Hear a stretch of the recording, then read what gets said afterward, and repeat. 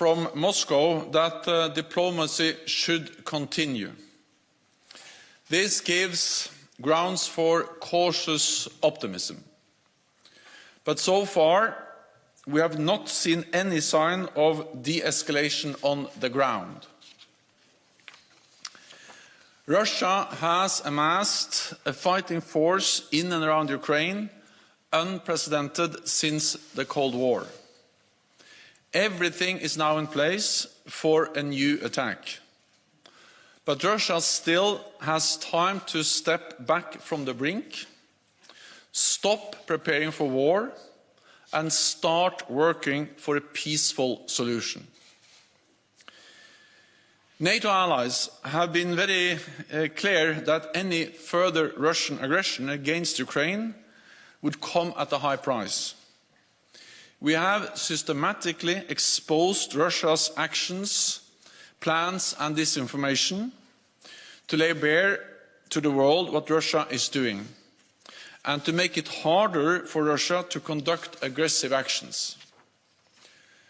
At the same time, NATO allies remain ready to engage with Russia.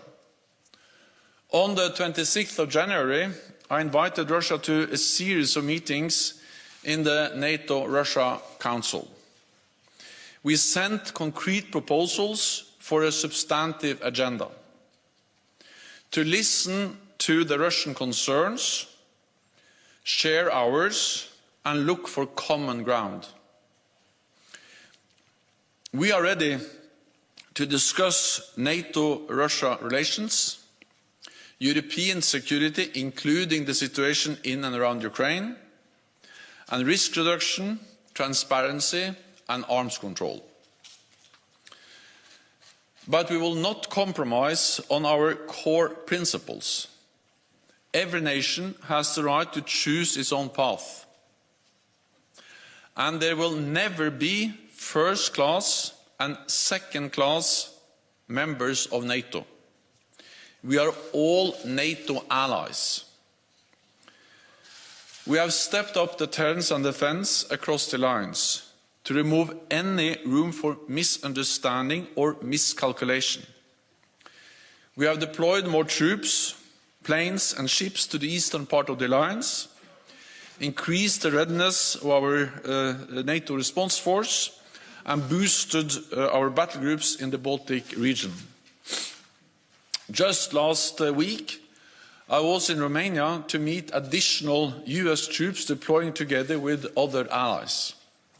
A strong demonstration of US commitment to the defence of Europe, from the Black Sea to the Baltic. NATO defence ministers will address the need to further increase our defensive posture. And I welcome the offer by France to lead a new NATO Battlegroup in Romania. Tomorrow I will also chair a regular meeting of the Nuclear Planning Group, ensuring that our nuclear deterrent remains safe, secure and effective. Defence ministers will meet our colleagues from Ukraine and Georgia to discuss the worsening security situation in the Black Sea region, and NATO allies will reaffirm our strong support for both countries' sovereignty and territorial integrity. We will also meet with our partners Finland, Sweden and the European Union to continue our close consultations and further strengthen NATO-EU cooperation. The current crisis has shown once again how important it is to invest in our defence. So ministers will review burden sharing across the alliance. I welcome that our latest figures show 7 consecutive years of increased defence spending across Europe and Canada, with $270 billion extra since 2014. And I encourage allies to continue to invest in our shared security.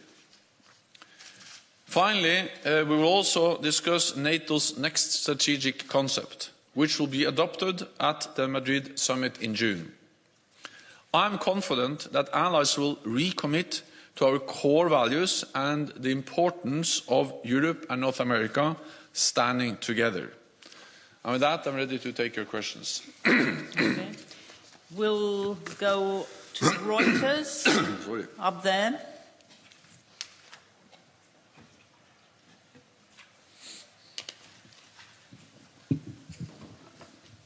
Thank you. Thank you, Juana. So Russia has said it is returning some troops to their to bases after military exercises were completed. Are you saying then this isn't true, or that you're not seeing any kind of change on the ground? Thank you. So far, we have not seen any de-escalation on the ground, not seen any signs of reduced Russian military presence on the borders of Ukraine. But we will continue to monitor and to follow closely what Russia is doing. And the signs coming from Moscow about a willingness to continue to engage in diplomatic efforts, that gives some reason for cautious optimism. But we will, of course, follow very closely what's happening on the ground and whether this is reflected in some real de-escalation of the Russian military build-up in and around Ukraine. Okay, we'll go to NPR. Hi, thank you. Terry Schultz with NPR. Second. Hi. Over here. Would it really matter if some of the troops are returning to their garrisons? I mean, this may not be a sign of de-escalation when you have, more than 100 BTGs and more than 100,000 troops. Just to follow up on Robin's question, but additionally, I think Foreign Minister Lavrov said yesterday that Russia had prepared its response to the U.S. and NATO. Have you received any such response? Thank you. No, we have not received any response from Russia yet. We will welcome a response. We sent them in January our proposals, quite substantive proposals, in parallel the United States and NATO, where we outlined a wide range of issues, topics where we are ready to sit down and look for common ground on arms control, missiles, transparency on military activities and many other areas. And we are ready. We have been ready for a long time, and we remain ready to engage in good faith in dialogue with Russia to find a political solution. Of course, what we have seen on the ground, actually since last spring, is that they are moving forces around, but that doesn't represent a real de-escalation. And we've also seen that sometimes they move into a position with combat-ready troops and a lot of heavy equipment. And then they take out some of, or perhaps even most of the troops, but they leave the equipment behind. And then they can very quickly reinforce and move all the people back, all the troops back again if needed. So the movement of forces, the movement of Russian capabilities doesn't represent real de-escalation. But we will monitor, we will follow what they are doing, and of course we call on them to de-escalate, to withdraw troops, because the Russian military build-up in and around Ukraine is unprecedented, not only with a high number of combat-ready troops, but all the support, all the combat enablers they need to actually conduct a full-fledged invasion of Ukraine. And with all these forces, all these capabilities in place, Russia can conduct an invasion of Ukraine with very little or hardly any warning time at all. So we follow this, but at the same time we believe there is some ground for cautious optimism based on the signs coming from Moscow that they are interested in continuing diplomatic efforts and to sit down with NATO and NATO allies to find a political solution. Okay, we'll go to Interfax Ukraine. Thank you, Anna. Interfax Ukraine, Irina Sommer. Secretary General, 2 questions, if I may. First one, can you please give more details about upcoming meeting with Ukrainian Minister of Defense? In which format it will be, when it will be? What do you expect from Ukrainian side? And second question is, being under a threat of possible war, don't you think that NATO might review Bucharest decision regarding Ukraine? Or in other words, maybe it's easier to give up Ukraine? Thank you. I look very much forward to the meeting with the Ukrainian Defense Minister, also together with the Defense Minister of Georgia. The 2 defense ministers will meet all 30 NATO defense ministers. This will take place on Thursday. And it is yet another sign of the very close and highly valued partnership we have with Ukraine and the strong support that allies provide to Ukraine. In the meeting, I expect the ministers to once again express their political support to Ukraine, the sovereignty and territorial integrity of Ukraine, and as you know, NATO provides support with the capacity building. We help to modernize Ukraine's defense and security institutions. I expect that to be addressed during the meeting. And we also help with cyber defense. And then, of course, on top of what NATO do together, several NATO allies provide also bilateral support to Ukraine. So the political, the practical support to Ukraine will be addressed in the meeting. Then I think also it will be an opportunity for all of us to take stock. Are there any signs that things are moving in the right direction, or is the military buildup in and around continue, or does it continue? So I think it's a bit early to preempt the exact outcome of that discussion, but it is important that when things are so challenging and when tensions are as high as they are now, it is important that we consult closely with close partners, with Ukraine, and that's exactly what we do. Let me also add that we are in regular contact with Ukrainian leadership in different formats almost all the time. I've spoken several times with President Zelensky, and we continue to be in close contact with the government of Ukraine. We'll go to Frankfurt. Oh, sorry. No, the Bucharest decision stands. NATO strongly believe that all nations have the right to choose their own path, and the NATO's door remains open. The enlargement of NATO has been a great success. It helps to spread democracy, freedom, and ensure peace and stability across Europe for decades. So that decision stands. Okay, we'll go to Frankfurter Allgemeine Zeitung. Yeah, gentleman over there with glasses. Thank you. Thanks a lot. Secretary General, over the past days, France has indicated that it no longer considers or would no longer consider the NATO-Russia Founding Act valid in case of an invasion. Do you expect a discussion on the NATO-Russia Founding Act in that respect during the Defense Ministerial? And do you sense a change among member states which decided after the 2014 annexation of Crimea that they still be bound by this basic act? Thanks a lot. An Russian invasion of Ukraine will be a blatant violation of the NATO-Russia Founding Act. But that has happened before. But NATO allies are still committed to the Founding Act. We believe in the importance of respecting all our international obligations, including the Founding Act. And we have seen before that Russia has violated the Founding Act by invading Ukraine, by using military force against Ukraine and illegally annexing Crimea.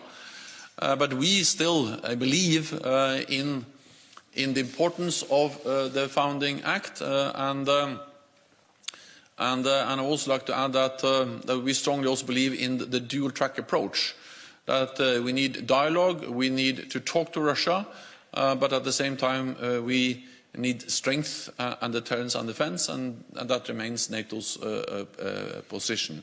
Yeah. Okay. Associated Press? Lorne Cook from the Associated Press. You spoke before just on the troop movements about the different types of things that Russia's been moving in recent weeks, more recently about the enablers, about medical centres, logistics, command and control and so on. When it comes to the things that Russia is talking about withdrawing today, do you see any substance in that, anything significant that might impact its ability to invade Ukraine? And if I could also just ask you very briefly, during the last few months, has there ever been a direct and probable security threat to a NATO ally?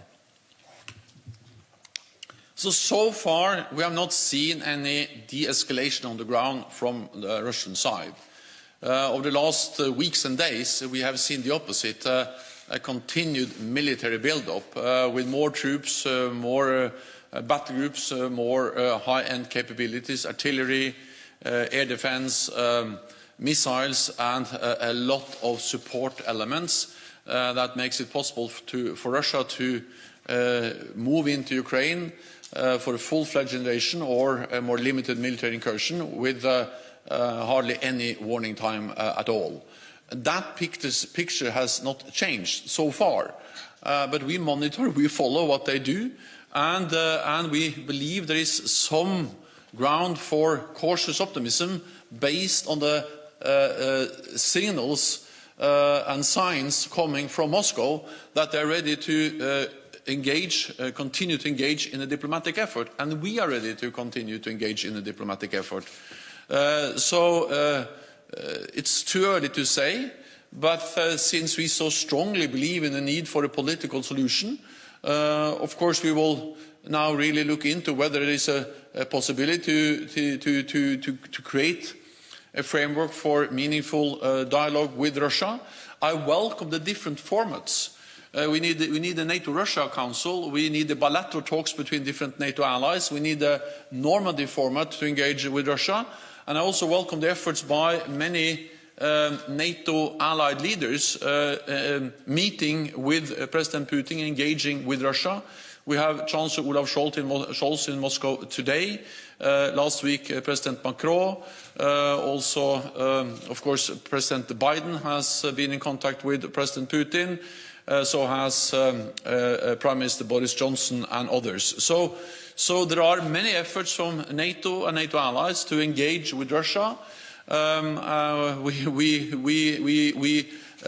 hope that we will receive an answer from Russia soon on an answer to our letter, to our proposals, where we invited them to sit down in a series of meetings and outline the topics we are ready to discuss.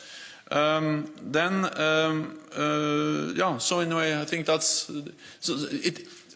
it's too early to say whether we can see anything on the ground, but I will tell you, or at least we may, let's come back to what we tell you when, but at least we are following very closely what they are doing.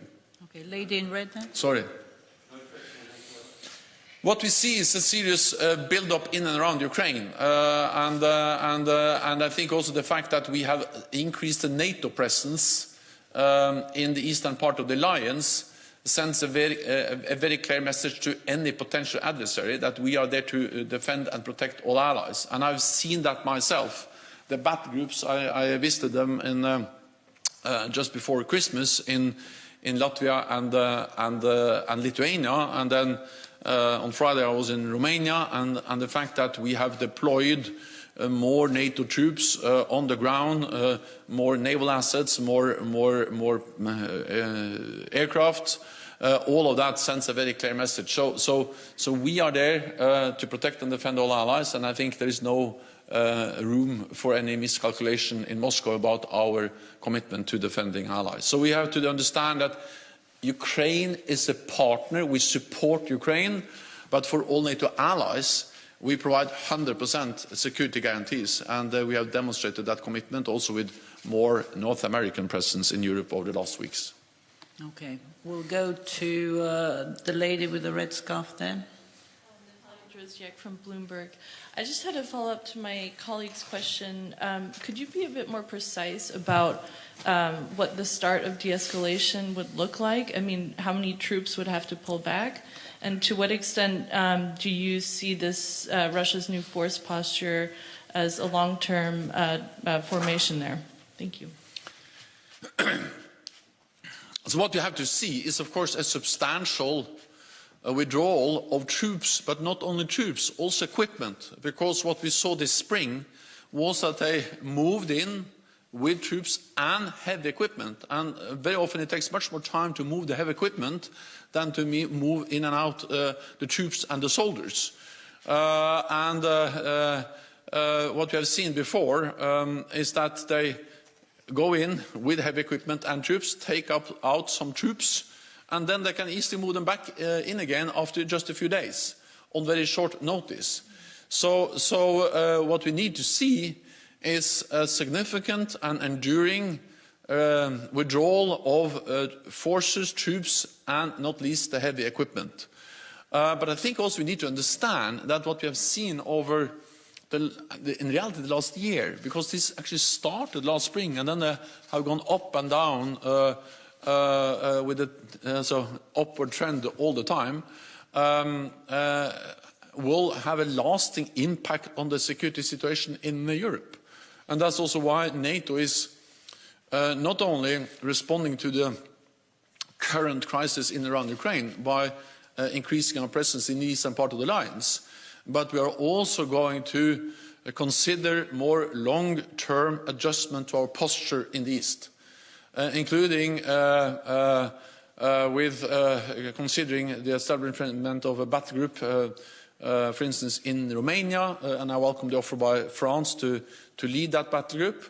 So I think we need to distinguish between also different things. NATO has, since 2014, increased our presence in the eastern part of the alliance because of Russia's aggressive actions against Ukraine with illegal annexation of Crimea. And that has taken place over many years with the battle groups, with the new command structure, with more naval and air presence, but also then in the last weeks and months we responded to the current crisis by increasing our presence, and then we are looking at a more long-term adjustment, but that will be something we will take decisions on later on. Okay, we'll go to Politico.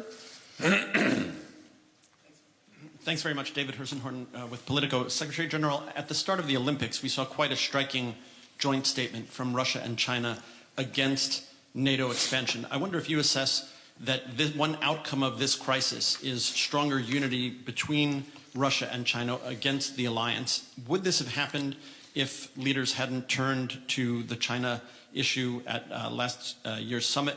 I know the strategic concept you've said would address Russia more than it had before and China more than it had before. Does it need to address now Russia and China together? So first of all, NATO has to respond to reality, and the reality is that China and Russia has come closer and closer over the last years. They are exercising together, they are working more closely together in the diplomatic domain in the UN Security Council, but we also see how they conduct more and more exercises. They've done that over the last years, including recently with the joint exercise with Iran in the Indian Ocean. So, of course, these are realities that have taken place over some time, and they impact our security. So there is no way we can deny or, in a way, not take that into account. And that's exactly what NATO has done over the last years, especially since our summit in last summer, where we for the first time had some substantial language on the security consequences of China for our security. But we are ready to also engage with China. We need dialogue. We need to address arms control, big issues like also climate change and many other issues. And that's exactly what we are doing. But knowing that, for instance, China is now rapidly developing new nuclear capabilities, long-range missiles, hypersonic missiles, of course that matter, and missiles that can reach all NATO territory. There is no way we cannot take that into account. Not least also because we see that China is coming closer to us in cyberspace, in the Arctic, in Africa, and also trying to control critical infrastructure. I think fundamentally what we see is that two authoritarian powers, Russia and China, are operating together because they don't like a rules-based international order. They don't share our values, freedom, democracy. And that's also the reason why they try to deny sovereign democratic nations the right to choose their own future. They want a world where big powers can decide what smaller powers and countries can do. So this is about fundamental principles, whether free independent countries can choose to be part of an alliance as NATO, or they can choose to stay out. We should respect it anyway. And NATO respects sovereign democratic decisions by Finland and Sweden to not apply for membership, or by Ukraine to apply for membership. This is their sovereign democratic decisions, and we respect them. But Russia and China do not.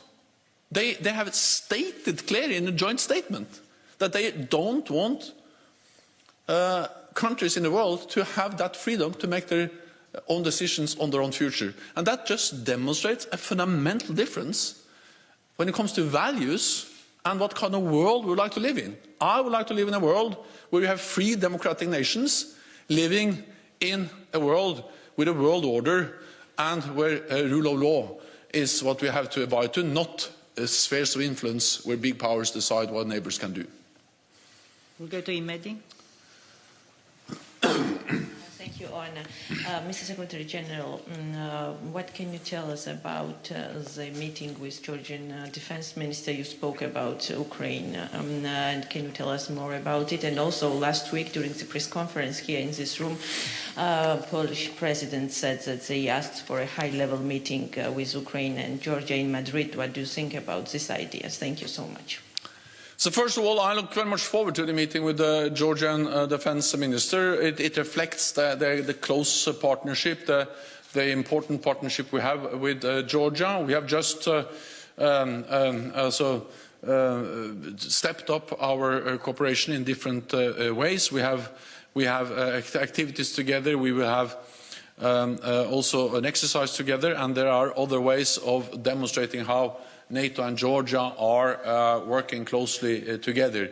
And we continue to provide support to the reform efforts, and we continue to, of course, support the territorial integrity and sovereignty of Georgia.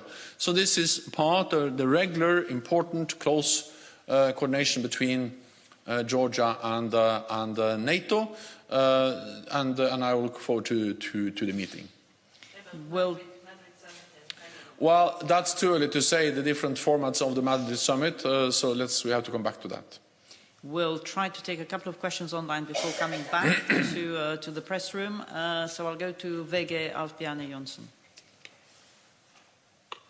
Hi, thank you. Mr. Stoltenberg, I would like to ask you about the unprecedented public sharing of intelligence during this month, specifically from the US, and latest about the possible invasion tomorrow on Wednesday.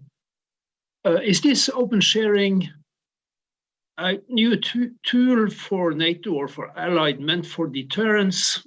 And can you tell us whether, in your opinion, if it had any effect on Russia? We have systematically shared information about the Russian plans, the Russian capabilities, and the Russian attempts to stage a pretext for aggressive actions against Ukraine, what is often referred to as false flag operations. And we do so because we believe in transparency, but also because we believe that makes it harder for Russia to conduct aggressive actions against Ukraine. So to lay bare everything they do is a way also to increase the threshold for them to invade Ukraine, to send in forces, to try to organize riots, topple the government, or all the other things that we are afraid that Russia may try to do.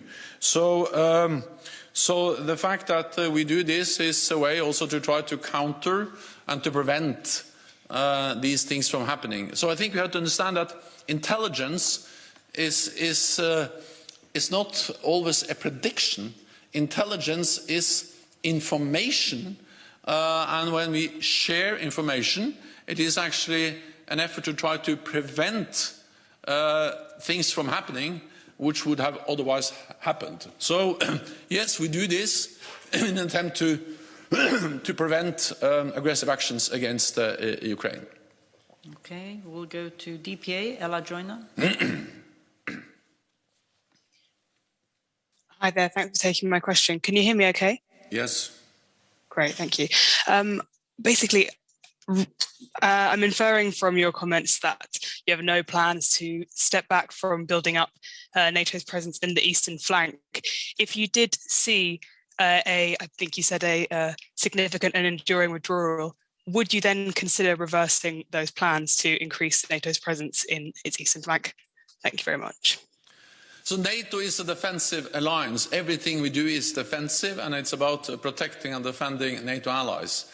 Second, we have had an increased presence of NATO in the eastern part of the alliance since 2014. It started in 2014 because of Russia's illegal annexation of Crimea and because of Russia's continued efforts to destabilize Ukraine, including by supporting the separatists in Donbass. So this has been there now for many years, and that has triggered the defensive response from NATO in the eastern part of the alliance. Then over the last couple of months and weeks, we have seen that some of this presence has been enhanced, boosted, because we have seen a very current challenge in and around Ukraine. We will assess and we will judge the need to maintain that. It depends on what's happening in and around Ukraine. But it's too early in a way to speculate, because so far we have not seen any de-escalation by Russia, and we speak about well over 100,000 troops, combat-ready troops, also close to, they are close to Ukraine, on the Ukrainian borders, but they're also close to NATO territory, not least Poland, some of the Baltic countries bordering Ukraine, and of course bordering Belarus. So we will make judgment decisions based on what Russia actually do, but I think also that we need to understand that there will most likely be some long-term consequences, some long-term deterioration of the security environment in Europe, of this significant Russian military build-up, the threatening rhetoric. So we are also then assessing whether we should have some more longer-term adjustments of our presence in the eastern part of the alliance. And we'll take a final question from Zoom, Robert Lupito from Calea Europeană. Thank you very much. Mr. Secretary General, today the Romanian Defense Ministry has announced that Romania has completed the necessary operations to declare the initial operational capability of the NATO Battlegroup. I want to ask you, how soon can this Battlegroup be up and running, and troops do you expect it to be installed over there? Thank you. I will not preempt any decisions by ministers. I met with President Klaus Johannes on Friday, and we discussed the battle group. I also discussed this with President Macron, and I expressed my support and that I welcome the French offer to lead a battle group in Romania. It will take some time before we have all the decisions in place, and also some time to have command and control and all the other issues that has to be decided before a battle group potentially is stationed in Romania. But then I think it is important to remember that while we are working on this issue of a French-led battle group in Romania, it doesn't mean that we do not do anything. So just over the last few days, the United States has added 1,000 troops to their presence in Romania, so that adds to the place, also that's to the 1,000 they already had. So that's just that is 2,000. The United States have made it clear that that's not necessarily a permanent presence, but it is a significant reinforcement of NATO presence in Romania, which has already taken place. I saw, the striker units coming into Romania, coming into Constanza, and there are more US planes, there are more German, Italian, and other allies have also stepped up. So I think we have to distinguish between the more imminent need for more troops and forces. For instance, in Romania, we have already deployed more troops and forces to Romania, and I welcome the United States and others, and then distinguish that, or to separate that from the issue of more long-term adjustment, and the question of a battle group is a more long-term adjustment of our presence in Romania and the rest of the eastern part of the alliance. Okay, we'll come back here to Ukraine Forum. Dmitry Shkurko, National News Agency of Ukraine here. Russian rhetoric was accompanied by some quite aggressive decisions by the State Duma, which is suggested to President Putin to recognize the independence of so-called Donetsk and Lugansk republics. I understand it is not a purely NATO issue, but as NATO is going to intensify the negotiations with Russia, how that move would impact them. And the second question, if I may, have you received from Russian side any response to your proposal to conduct and to hold the next NRC meeting? Thank you. To answer the last question first, we have not received any response from Russia on our proposal to both convene a series of meetings in the NATO-Russia Council. We had one meeting in January. It lasted for 4 hours. It was, a challenging but also very important meeting, because we were together there, Russia and all NATO allies, and discussing and addressing Ukraine, the security implications of the military buildup by Russia in Ukraine. I think that in itself was of great importance. But we have not received any response from Russia on our invitation to hold additional meetings of the NATO-Russia Council, and we have not received any response from Russia on our written proposals on the different topic subjects that we are ready to discuss with Russia. We look forward and we welcome a response from Russia, and let's then see what kind of response we will get.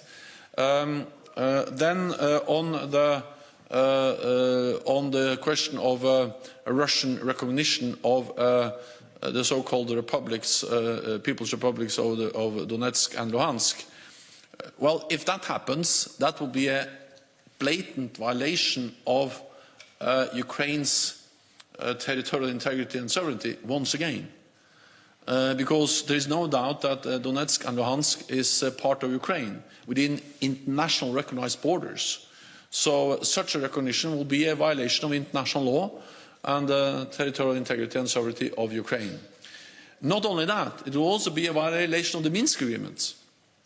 So it will make it even harder to find a political solution based on the Minsk agreements. And NATO and I support the efforts of within the Normandy format of France and Germany to find a political solution within the Normandy format, and of course a recognition of these two also territories as some kind of independent entities will totally undermine these efforts and violate the Minsk agreements.